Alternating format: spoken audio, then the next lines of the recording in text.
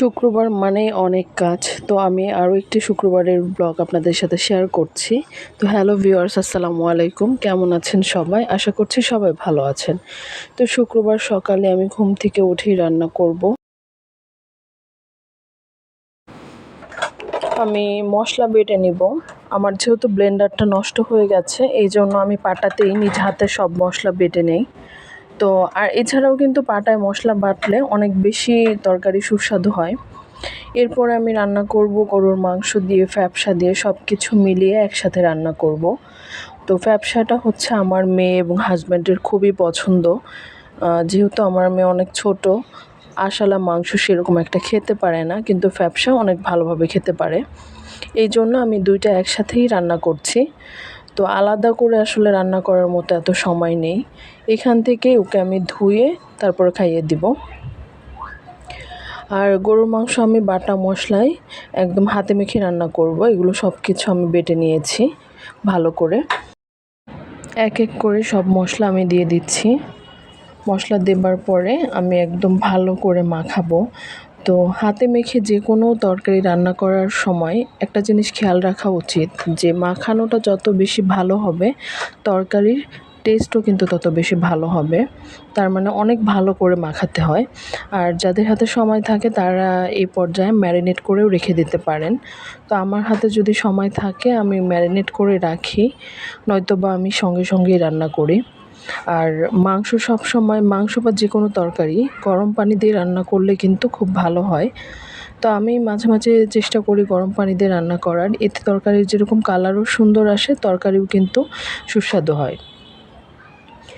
তো আমার মনে হয় একটা কথা শেয়ার করা উচিত, সেটা হচ্ছে আমার কাছে মনে হয় যে যে কোনো মেয়ে, আমরা যারা মায়েরা বা মেয়েরা আছি বিয়ের পর, বেসিক্যালি আমাদের আসলে সংসারে এত পরিমাণ দায়িত্ব থাকে, এত পরিমাণ দায়িত্ব পালন করতে হয়, যেটার জন্য আমরা যদি সপ্তাহে একটা দিন বা কোনো একটা সময় অসুস্থ হই, সেটা কিন্তু অনেক বেশি আমাদের পরিবারের জন্য সমস্যা হয়ে যায়। কারণ দেখা যায় যে আমাদের যেগুলো কাজ সেগুলো কিন্তু আমাদের নিজেদেরই করতে হয়। তাই যখন আমি বা আমার মতো যারা গৃহিণী আছে তারা অসুস্থ হয়ে যায়, এতে করে সবারই অনেক সমস্যা হয়ে যায়। যেমন রান্না বান্না, আবার যাদের বাচ্চা আছে তাদের বাচ্চাকে দেখাশোনা। তাই আমার কাছে মনে হয় যে আল্লাহ, আমি যদি কখনো অসুস্থ হয়ে যাই, আমি শুধু দোয়া করি তাড়াতাড়ি যেন সুস্থ হয়ে যায়, অসুস্থ যেন আল্লাহ আমাকে না করে। কারণ সংসারের যখন একটা মেয়ে অসুস্থ হয় তখন ওই সংসারের অবস্থা আসলে অনেক খারাপ হয়ে যায় সব দিক থেকেই। তো আমার কাছে শুধু এটাই মনে হয় যে আমরা যারা আছি আল্লাহ সবাই আমাদেরকে সুস্থ রাখুক, ভালো থাকুক। তো কথা বলতে বলতে আমি মাংসটা খুব ভালো করে মেখে নিয়েছি। এরপরে আমি ডাল রান্নাও করব, ডাল বসিয়ে দিয়েছি।